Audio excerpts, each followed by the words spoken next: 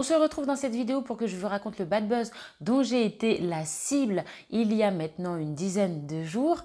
Je suis encore la cible de haters et de menaces au jour où je tourne cette vidéo, le 18 octobre 2022. La vidéo a été postée aux alentours du 7 octobre.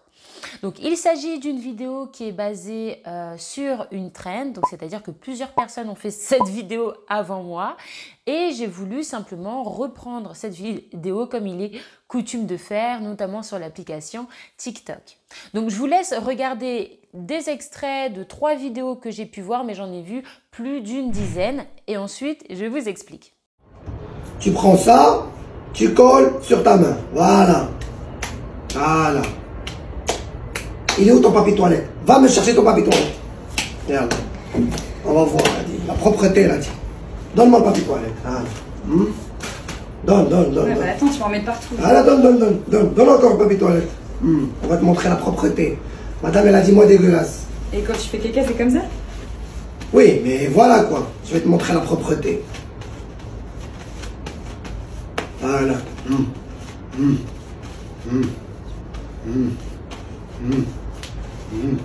Là, c'est un gros caca, ça. Alors, quand tu manges lundi, tu vas voir. Tu rentres en ton... Donc toi, quand tu finis et tu te laves, pas juste ici avec papier toilette, ça reste comme ça. T'as vu? Viens, je vais te montrer de l'eau maintenant. Bouge.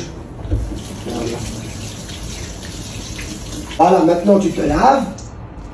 Et maintenant, donne-moi le papier toilette. Voilà.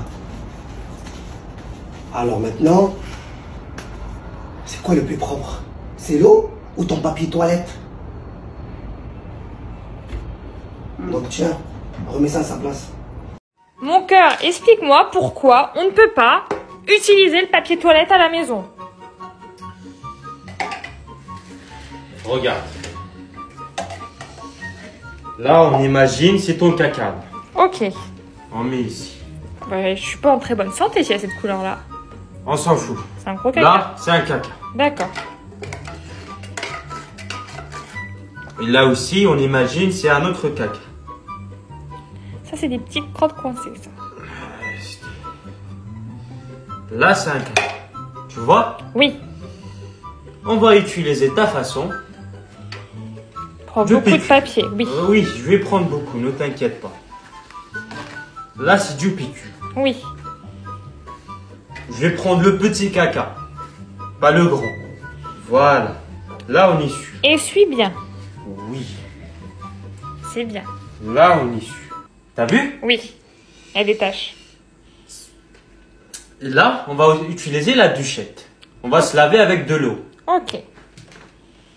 Allez, suis-moi. Là, on utilise la douchette. Regarde bien. On va utiliser du PQ. Pour se laver. Voilà. Regarde maintenant la différence. Ça, c'est propre. Ça, c'est propre parce que je me suis lavé avec de l'eau. Ça, c'est pas Ouais, c'est un propre peu parce que je me suis essuyé avec du PQ. Tu vois maintenant la différence, c'est facile. On a du papier toilette. Pourquoi tu utilises les bouteilles d'eau pour les toilettes? Chérie, faut que je t'explique. Tu vois ça, disons c'est ton caca. D'accord. On va mettre ici. Ok. Ça, c'est ton caca. Tu vois bien, je mets beau. Je vais mettre aussi dans l'autre main. Ok. Encore ton caca. Mais, Tu vois. je sais pas autant de caca, mais ok. C'est bon, c'est ton caca. Ok. On va essayer de l'essuyer avec du papier toilette. D'accord. Ouais. Ah ouais, ça l'étale. Exactement. Là, j'y vais, hein. Regardez, je frotte. En plus, ça se Et colle là- au poil et tout, ok. Eh oui. Et là, on va Ok. essayer d'essuyer avec de l'eau. Tu vois déjà? Là, tu repasses un petit coup. Regardez. Ok, donc ça, c'est avec le papier toilette. Et ça, c'est avec l'eau. Ok, donc on jette le papier toilette, quoi. Ok.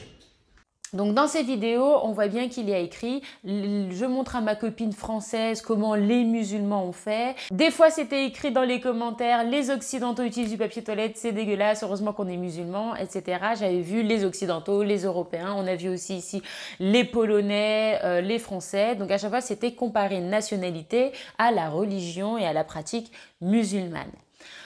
Autre interprétation de cette trend, avant de la refaire, j'analyse à peu près tout. Donc, je vois aussi que dans cette trend, au début, on va caricaturer l'autre. Donc ici, il laisse 3 tonnes de caca sur le bras. Qu'à la fin, on prouve que c'est sa méthode la meilleure. Et moi, le fait de voir autant de trends sur ce sujet, ça m'a donné une idée, puisque à la base, moi, je fais des vidéos scientifiques. Je me suis dit, pourquoi ils ressentent le besoin de prouver qu'ils sont les plus propres?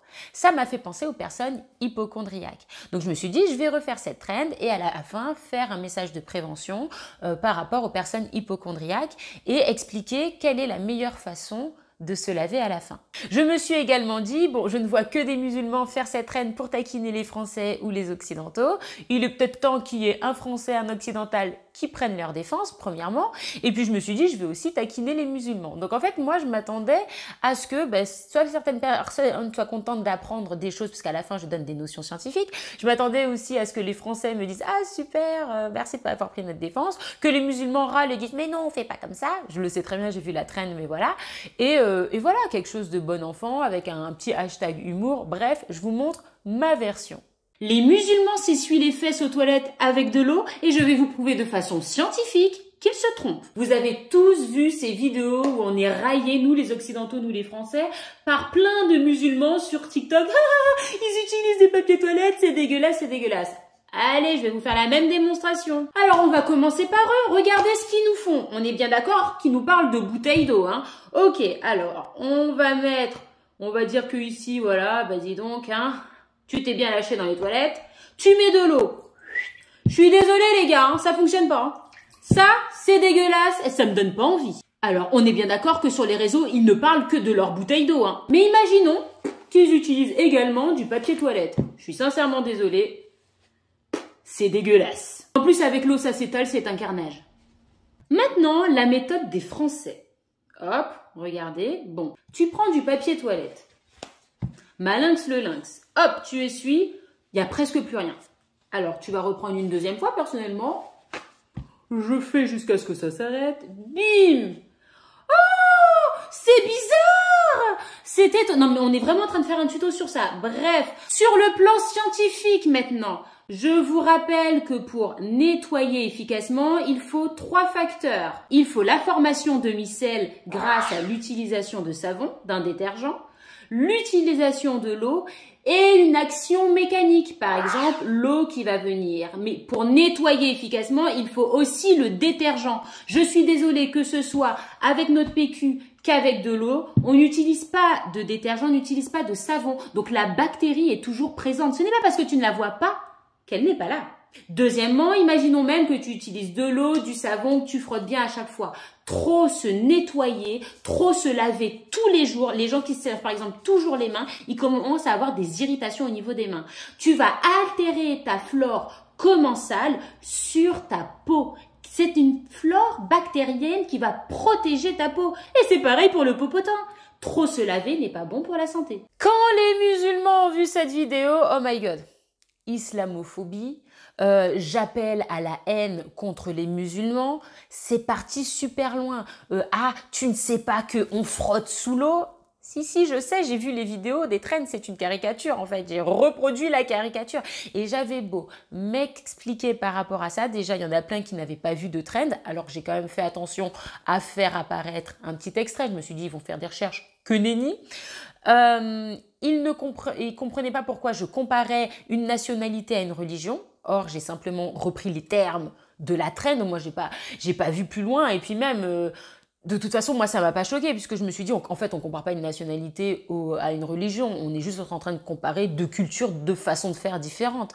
Mais non, pour eux, ça a été interprété comme les musulmans ne sont pas français, tous les musulmans ne sont pas français. Alors qu'ils sont là, oui. Dans les commentaires, ils me disaient, oui, mais est-ce que tu sais qu'il y a des musulmans qui sont français?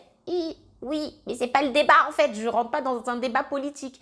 Et après, du coup, ma vidéo a été reprise des milliers de fois, c'est même apparemment retrouvé sur Instagram et Twitter alors que je l'avais mise que sur TikTok. Mais au-delà de ça, je me suis prise des menaces d'agression physique, moi, des menaces de mort, des menaces de mort envers ma fille. Bref, cette histoire a pris énormément d'ampleur. Jusqu'au jour où une personne dans les commentaires m'a dit « Oui, mais Jessica, là, en fait, c'est de la stigmatisation. » Alors, moi, je ne maîtrisais pas la définition de stigmatisation, j'ai fait mes recherches et je vais vous la transmettre. C'est le fait de mettre quelqu'un à part selon un stigmate, selon une différence par rapport à la majorité, par exemple, la majorité de la population. Donc, effectivement, là, ce serait mettre les musulmans à part parce qu'ils utilisent de l'eau alors que la majorité de la population française utiliserait uniquement du papier toilette. Donc, ce serait ça le stigmate. Sauf que, moi, à la fin de ma vidéo, si tu écoutes bien l'explication, j'explique que pour bien nettoyer, il faut une action mécanique, donc frotter ou le fait que l'eau arrive fort, de l'eau et du savon. Les Français n'utilisent que du papier toilette, donc que l'action mécanique, les musulmans, action mécanique plus eau, et à la fin, je dis bien, le mieux c'est de rajouter du savon, mais attention à l'excès de savon, par exemple les hypochondriaques qui vont se laver 2-3 fois par heure et risquent des lésions. Tu ne vas pas te laver 2-3 fois par heure les fesses. Donc, c'était juste pour faire une extrapolation sur les hypochondriaques. À la fin de ma vidéo, je donne raison à ceux qui utilisent de l'eau, si tu écoutes bien. L'idée, c'était de faire de l'humour par l'absurde et après donner raison. Quand tu stigmatises, à la fin, tu ne donnes pas raison. Et j'ai fini du coup par me rendre compte que leur vidéo était stigmatisante. Et c'est peut-être même pour ça que inconsciemment, j'ai ressenti le besoin d'y répondre. Parce qu'en tant que Française, on sait très bien qu'à l'étranger, on est stigmatisé par rapport à notre propreté. De l'époque des rois, voilà, qui était sale. Donc voilà, donc c'est peut-être aussi pour ça que j'ai ressenti ce besoin-là. Ce que j'ai trouvé très injuste dans cette accusation, malgré que j'ai quand même présenté mes excuses, parce que je me suis dit, bon, si cette vidéo n'a pas été comprise et que les musulmans n'ont pas compris à la fin que je leur donnais raison, c'est que c'était mal tourné. Donc j'ai reconnu mes erreurs par rapport à ça. J'ai fait une vidéo d'excuses. Mais ce que je trouve injuste, c'est qu'on m'a accusé d'avoir fait cette vidéo, on m'a accusé d'avoir pris du Nutella, sauf que dans la traîne, ils utilisaient du beurre de cacahuète ou du Nutella.